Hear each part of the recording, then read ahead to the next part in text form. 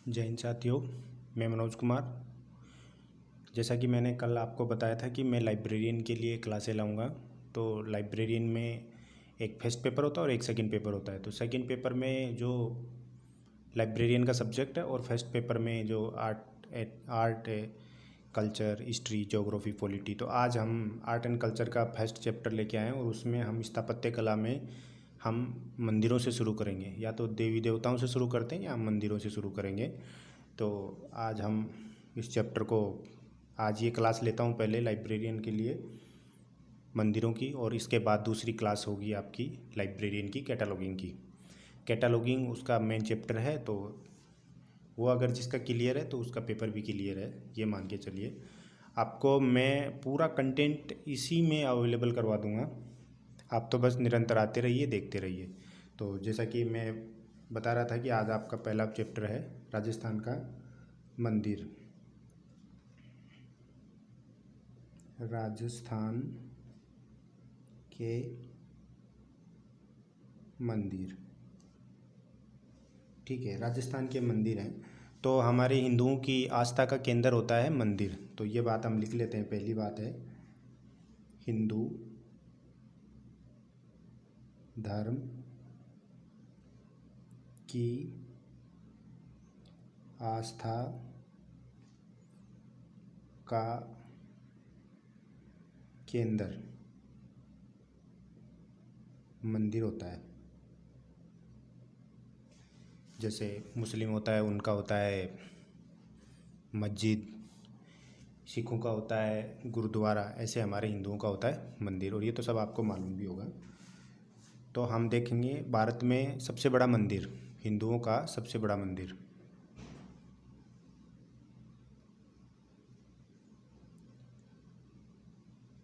हिंदुओं का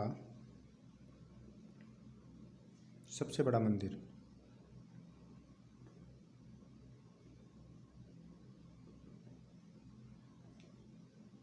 एक देश है कंबोडिया। ये देश है कंबोडिया, और यहाँ पे है विष्णु मंदिर, विष्णु मंदिर। कंबोडिया में विष्णु मंदिर है। आस्था का क्या, हिंदुओं की आस्था का केंद्र है मंदिर। हिंदुओं का सबसे बड़ा मंदिर है कंबोडिया विष्णु मंदिर। ठीक है, तो अभी हम दो तीन तथ्य देखेंगे मंदिरों से संबंधित। तो जैसे कि सबसे ज़्यादा मंदिर हैं राजस्थान के, राजस्थान में एक शहर विशेष में सबसे ज़्यादा मंदिर है जयपुर में। तो जयपुर को राजस्थान का काशी, काशी को ही वाराणसी बोलते हैं। वाराणसी मतलब बनारस, बनारस किसको कहते हैं? जयपुर। सबसे ज़्यादा एक ज़िला विशेष में मंदिर है तो जयपुर में है। और एक कस्बा विशेष में, कस्बा क्षेत्र विशेष में सबसे ज़्यादा मंदिर हैं तो वो हैं पुष्कर में। तो इसलिए पुष्कर को क्या कहते हैं?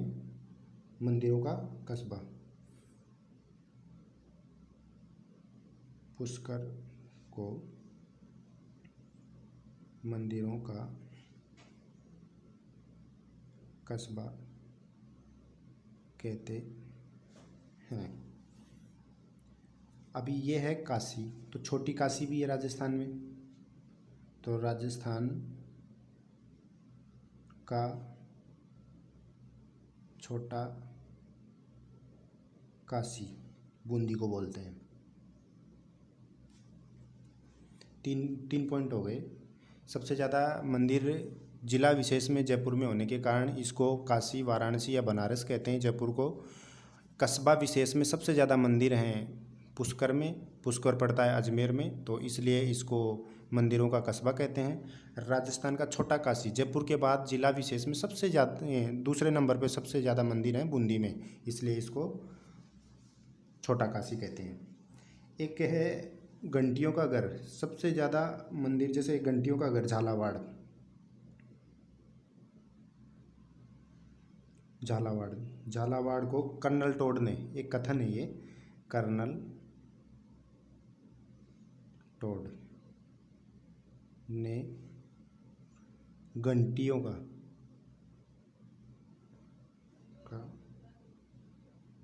शहर का है।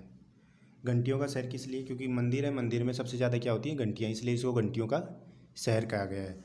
इसको इंग्लिश में क्या बोलेंगे? सिटी ऑफ बेल, BELLS, इसको इंग्लिश में कहेंगे सिटी ऑफ बेल्स। ठीक है। अभी मंदिरों का निर्माण कब, कहाँ और कैसे शुरू हुआ, तो ये एक कालक्रम के अनुसार है, तो इसको हम थोड़ा देख लेते हैं। मंदिरों का निर्माण ये तीन कालों में हुआ, तीन अलग अलग खंडों में हुआ है। तो इसकी शुरुआत एक तो ये देखेंगे, दूसरे देखेंगे वास्तविक शुरुआत, और तीसरा देखेंगे स्वर्णकाल। तीनों ही फैक्ट अलग अलग हैं और इसको हम देख लेंगे। देखो, मंदिरों की शुरुआत, मंदिर बनना शुरू कब हुए? मौर्य काल में।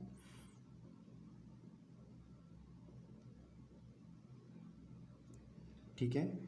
सबसे वास्तविक मतलब अच्छे तरीके से सुसज्जित और बड़े सुंदर मंदिर कब बनना शुरू हुए? गुप्त काल में। और ये आगे गुर्जर प्रतिहार। गुर्जर प्रतिहार है 600 ईस्वी से 1100 ईस्वी के बीच का लगभग काल है गुर्जर प्रतिहार का। तो गुर्जर प्रतिहार काल, इन सब के बीच में काल है, देख लेना। तो देखो, मंदिरों का निर्माण कैसे शुरू हुआ? सबसे पहले, इससे पहले मंदिर थे, लेकिन हम इधर से शुरुआत मानते हैं मंदिरों की शुरुआत मौर्य काल से, वास्तविक शुरुआत गुप्त काल से, और स्वर्ण काल होता है गुर्जर प्रतिहार से। ये हो गया आपका। राजस्थान में हम देखेंगे मौर्यकालीन मंदिर। सबसे पहले हम राजस्थान में मौर्यकालीन मंदिर देखेंगे। ज़्यादा नहीं है, थोड़े थोड़े मंदिर हैं इनके, 3 4 4। तो नंबर 1 डाल देते हैं मौर्यकालीन मंदिर। मौर्यकालीन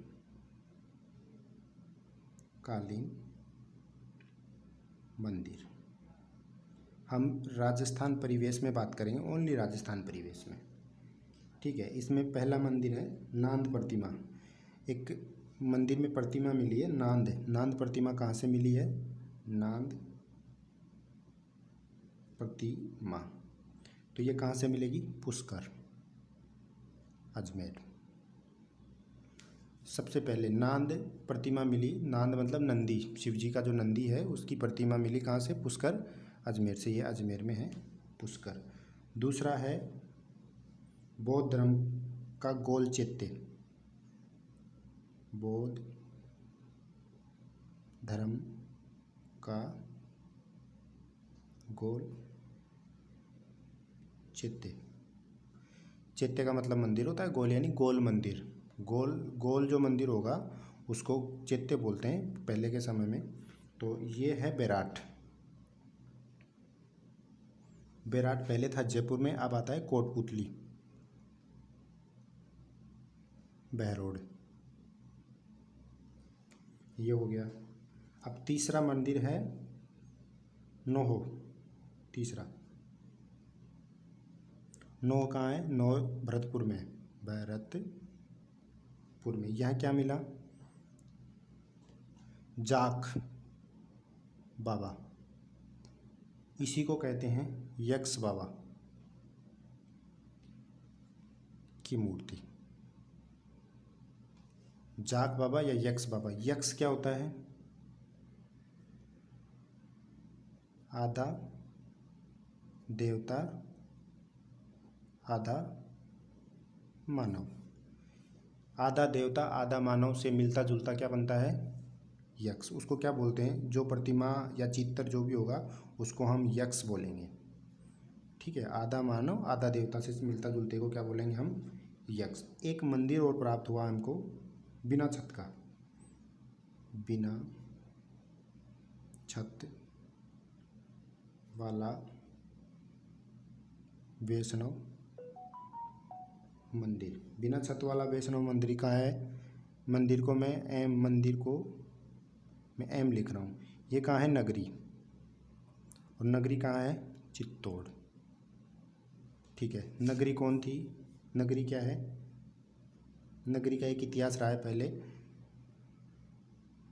महाभारत काल में शिवी जनपद की राजधानी थी। अभी ये नगरी, इसका पहले नाम क्या था? पहले नाम माध्यमिका। इसका पहले नाम क्या था? माध्यमिका। ठीक है। ये कौन से मंदिर हुए? 4 मंदिर हो गए। मौर्य कालीन के कितने मंदिर हुए? 4 मंदिर हुए। पहला मंदिर है नांद प्रतिमा। कहाँ से प्राप्त हुई? पुष्कर, अजमेर से। ये एक मंदिर माना गया, नांद प्रतिमा मिली, वहीं पर वो मंदिर मान लिया गया। बौद्ध धर्म का गोल चैत्य। बौद्ध धर्म में मंदिरों को चैत्य बोला गया, तो गोल मतलब गोल गोलाकार था, तो गोल चैत्य हो गया। बैराट कोटपुतली, पहले ये जयपुर में आता था, आजकल ये बैराट को प्राचीन काल की चित्रशाला भी कहते हैं। बैराट को क्या कहते हैं? प्राचीन काल की चित्रशाला। यहाँ पर पक्षियों के, पशु पक्षियों के और मानव के चित्र मिले हैं। नौ है भरतपुर में। भरतपुर में एक जगह है जहाँ पे जाग बाबा या यक्ष बाबा की मूर्ति मिली है। बौद्ध धर्म, ये यक्ष क्या होता है? आधा देवता आधा मानव। 4 बिना छत वाला वैष्णव मंदिर। बिना छत वाला वैष्णव मंदिर कहाँ है? नगरी। नगरी कहाँ है? चित्तौड़गढ़ में। नगरी का क्या इतिहास है? महाभारत काल में शिवी जनपद की राजधानी थी। महाभारत में शिवी जनपद की राजधानी क्या थी? नगरी, माध्यमिका। इसको क्या बोलते हैं? नगरी। और पहले उसका नाम क्या था? माध्यमिका। यहाँ तक हमारा ये हो गए। कौन से मंदिर हो गए? गुप्त मंदिर हो गए। अभी हम आगे देखेंगे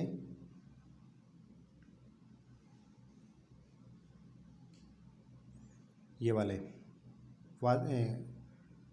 गुप्त काल के मंदिर। तो गुप्त काल के मंदिर हम देख रहे हैं। तो गुप्त काल के मंदिरों में पहला मंदिर है, अगले पेज पे ले लेता हूँ।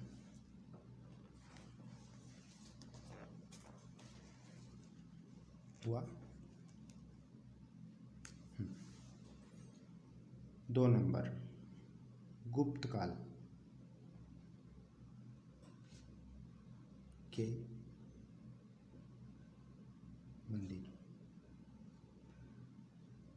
काल में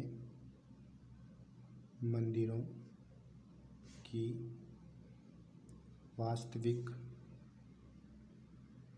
शुरुआत हुई थी। इस काल में मंदिरों की वास्तविक शुरुआत हुई थी। तो इसमें करीब करीब 3 से 4 मंदिर तो भरतपुर में ही है। तो पहला मंदिर लिख लेते हैं हम, कुबेर प्रतिमा वाला मंदिर। ये कहाँ है? कामा। कामा कहाँ है? भरतपुर।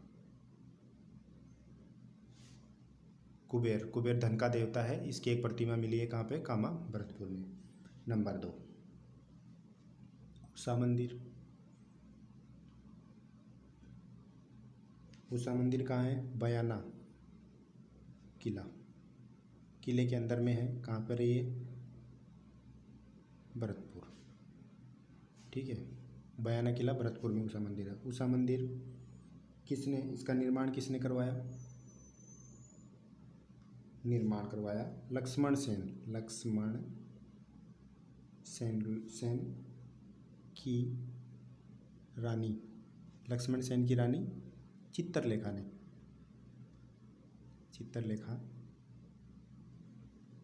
मंदिर का निर्माण किसने करवाया? लक्ष्मण सेन की रानी चित्रलेखा ने। इससे संबंधित एक फैक्ट और है, वो हम आगे देखेंगे, नहीं यहीं पे देख लेते हैं। खिलजी कार्यकाल में दिल्ली सल्तनत में एक राजा हुआ मुबारक खिलजी ने इसको तोड़वा दिया और यहाँ पे मस्जिद बनवा दिया। इसी नाम पे मस्जिद बनवाया, तो उस मस्जिद का नाम है उषा मस्जिद। उषा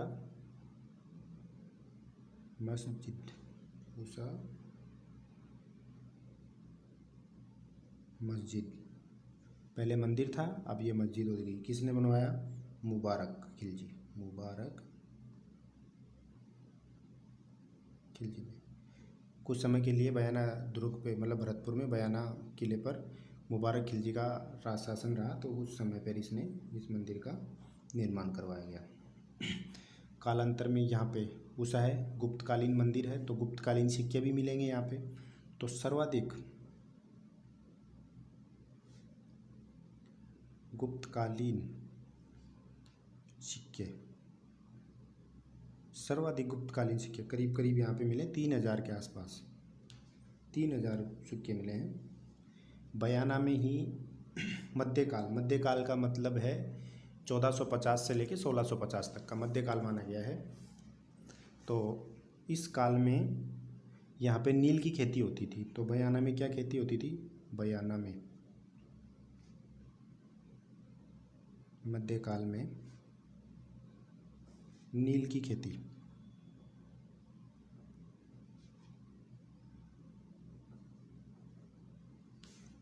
नील की खेती होती थी बयाना में मध्यकाल में।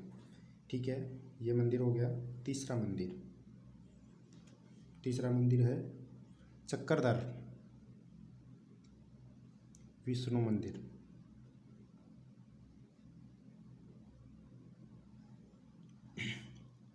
प्लस इसी में सरपफण युक्त बलराम युक्त मूर्ति, सरपफण युक्त बलराम युक्त मंदिर। इससे क्या समझ में आया? चक्रधर कौन था? श्री कृष्ण जी। श्री कृष्ण जी विष्णु भगवान के अवतार थे, तो इनको क्या माना गया? यहाँ पे एक विषय है, चक्रधर श्री कृष्ण जी का मंदिर मिला। इसका भाई था, श्री कृष्ण जी के भाई थे बलराम जी। बलराम जी को सर्पयुक्त मतलब मंदिर में एक सर्प का फण होते हुए ये मंदिर मिला। ये मंदिर कहाँ है? रूपवास भरतपुर। अभी तीसरा देख लेते हैं। अभी थोड़ी देर पहले बात की, घंटियों का शहर कौन सा है? झालावाड़। तो झालावाड़ में क्या है? शीतलेश्वर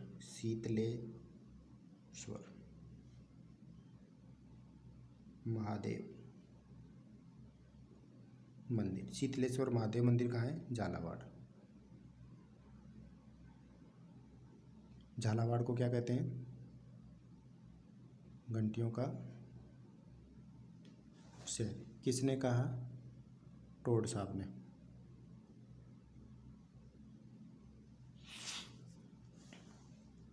एक दो तीन चार हो गए ना?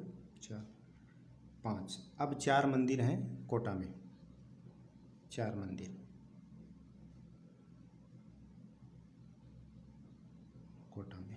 कोटा का पहला मंदिर है चार चौमा शिवालय।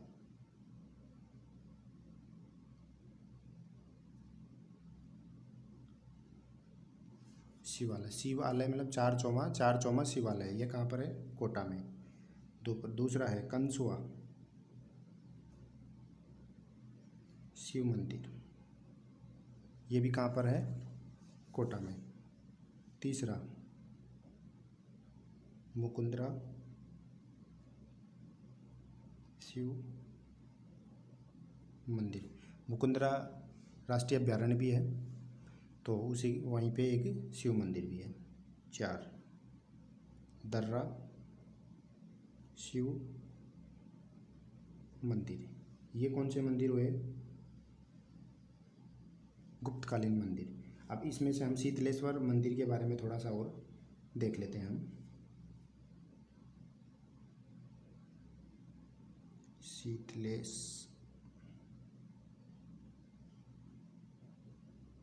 शीतलेश्वर महादेव मंदिर।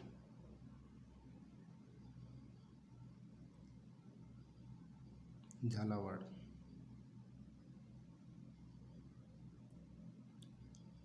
झालरापाटन।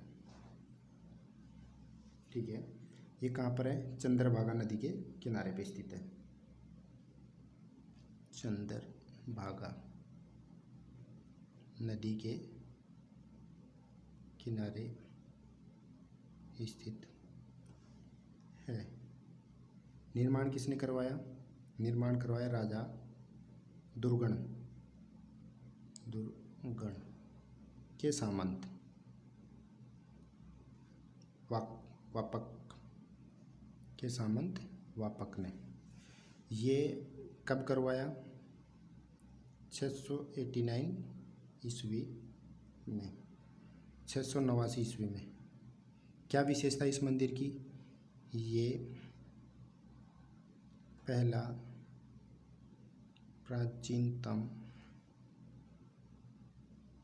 तिथियुक्त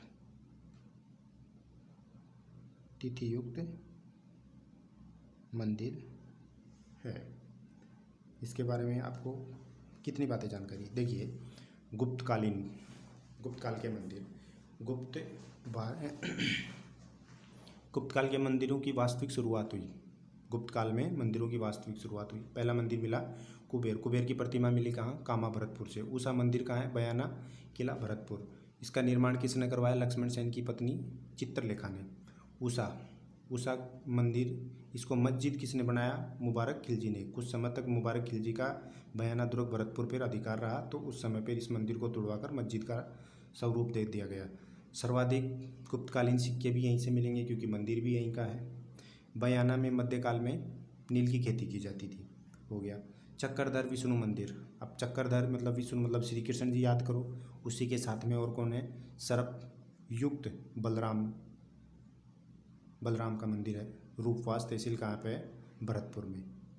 शीतलेश्वर महादेव मंदिर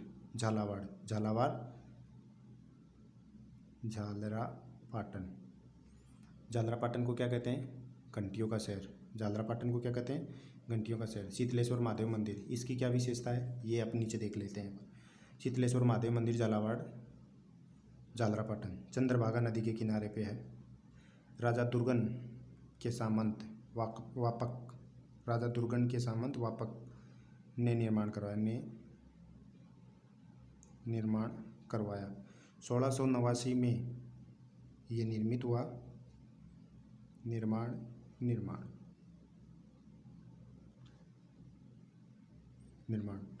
ये पहला प्राचीनतम तिथियुक्त मंदिर है, जहाँ पे लिखा हुआ है कि ये मंदिर कब बना हुआ। इससे पहले के जितने भी मंदिर मिले उनमें लिखा हुआ नहीं मिला कि ये मंदिर कहाँ बने हुए हैं।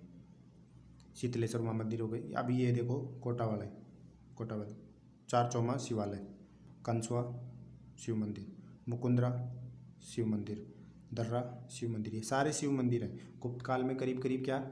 शिव जी, बलराम जी और विष्णु मंदिर के लगभग ये लमसम यही मंदिर बने हैं उस टाइम पे। उषा मंदिर, लक्ष्मण सेन, ये। अभी हमने देखा गुप्तकालीन मंदिर।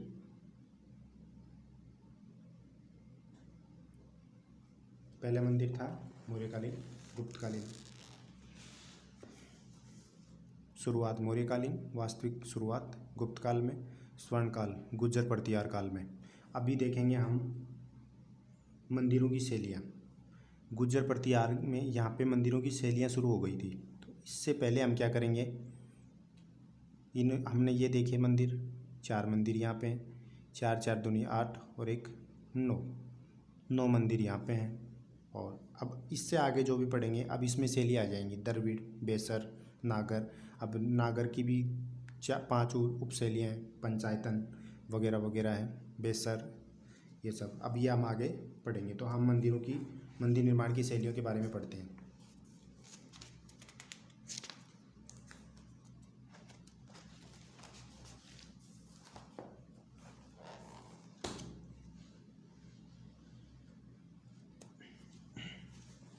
अभी देखिए हम मंदिर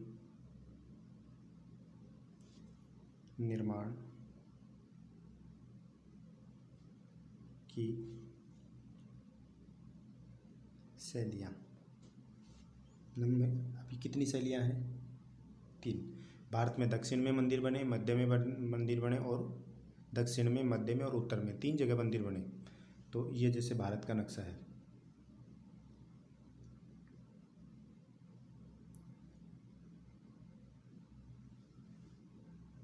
इधर मंदिर बने, ये मंदिर बने और इससे ऊपर मंदिर बने।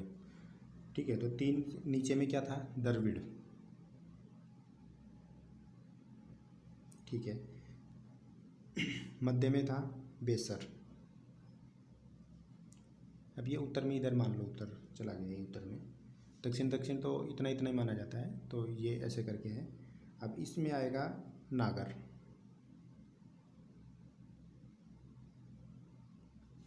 ठीक है, तो 3 शैलियाँ हैं। तो पहली शैली है द्रविड़ शैली,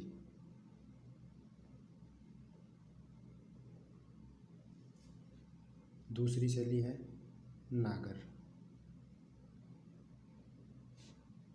तीसरी शैली है बेसर। 3 शैलियाँ हो गई। द्रविड़ शैली दक्षिण भारत, ये है उत्तर भारत, ये है मध्य भारत। तीनों शैलियाँ हो गई। अब हम पढ़ेंगे पहले द्रविड़ शैली के बारे में। नंबर 1,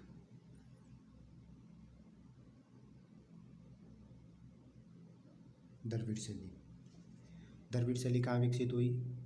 दक्षिण भारत में। इस शैली की एक विशेषता है, इस शैली में जितने भी मंदिर बने हैं उन मंदिर के मुख्य द्वार को क्या कहा जाता है? तो उसको कहा जाता है गोपुरम। तो ये बात हम लिख लेंगे, मंदिर का मुख्य प्रवेश द्वार, इसको क्या कहेंगे? गोपुरम। ठीक है। अब द्रविड़ शैली का प्राचीनतम मंदिर राजस्थान में, राजस्थान में द्रविड़ शैली का प्राचीनतम मंदिर, तो ये मोस्ट बात है, मोस्ट बात है, तो इसको लिखते हैं राजस्थान में सबसे प्राचीनतम मंदिर। मंदिर का नाम है चोपड़ा शिव मंदिर, चोपड़ा शिव मंदिर, चोपड़ा शिव मंदिर। चोपड़ा में 2 ऊपर मात्राएं हैं, तो 2 मात्रा किस जिले में आएंगी? धौलपुर। ठीक है, आपको याद रह जाएगा चोपड़ा मंदिर, चोपड़ा शिव मंदिर कहाँ है? धौलपुर, क्योंकि इसमें भी 2 मात्रा ऊपर है, यहाँ भी 2 मात्रा ऊपर है, तो इससे आप कनेक्ट करके याद कर सकते हैं। अभी ये तो हो गया सबसे प्राचीनतम मंदिर। सबसे सर्वश्रेष्ठ मंदिर राजस्थान में द्रविड़ शैली का सबसे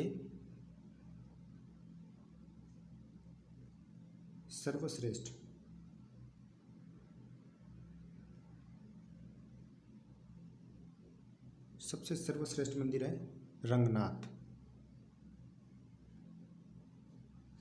रंगनाथ मंदिर, ये कहाँ पे है?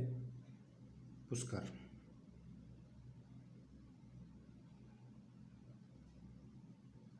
रंगनाथ मंदिर कहाँ पर है? पुष्कर में है। सबसे सर्वश्रेष्ठ मतलब ये इस मंदिर की जितनी भी खूबियाँ होती हैं इस शैली की, उनके वो सब शैली खूबियाँ इस मंदिर में है। रंग मंदिर आपने पढ़ा होगा, सावित्री मंदिर भी आपने पढ़ा होगा, ब्रह्मा जी का मंदिर भी आपने पढ़ा होगा, वरा मंदिर भी आपने पढ़ा होगा, ये सब कहाँ है? पुष्कर में है।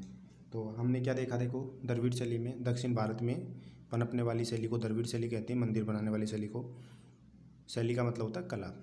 मंदिर का मुख्य प्रवेश द्वार को गोपुरम कहते हैं। ये क्वेश्चन आया हुआ है, इस बात को भी आप याद रखना, कभी भी फिर टपक सकता है ये मंदिर, ये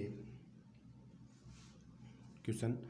राजस्थान में सबसे प्राचीनतम मंदिर चोपड़ा मंदिर। चोपड़ा मंदिर पे 2 मात्राएं ऊपर, चो से मतलब 2,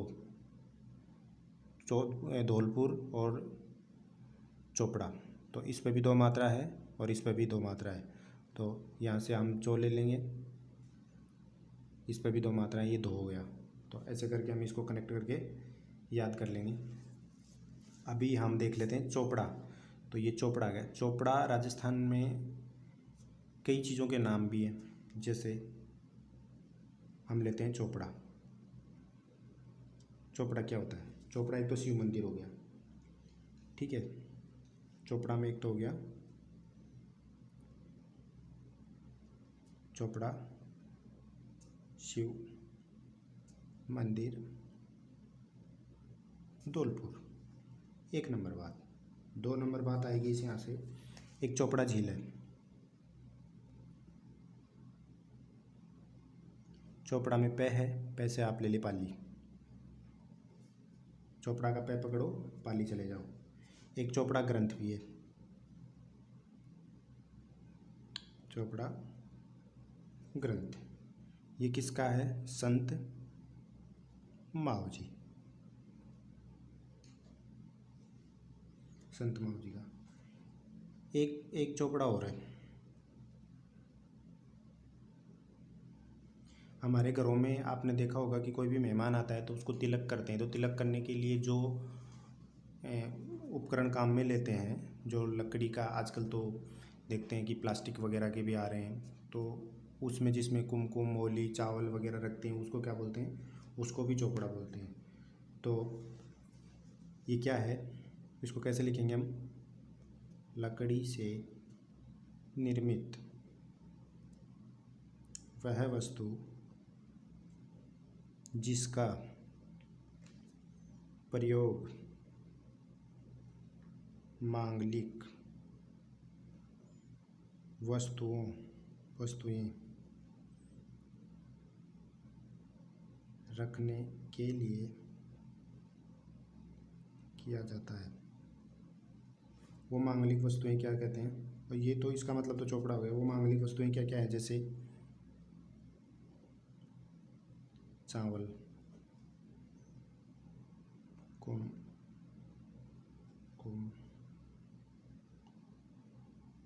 मोली, धागा, और भी आदि। आजकल और कुछ भी रख लेते हैं, छोटा छोटा बहुत आइटम हो रहा है इनका, तो ये सब देख लेते हैं। तो हमने द्रविड़ शैली पढ़ा, द्रविड़ शैली को फिर से एक बार देख लेते हैं हम, यहीं से देख लेते हैं। मंदिर निर्माण की शैलियाँ।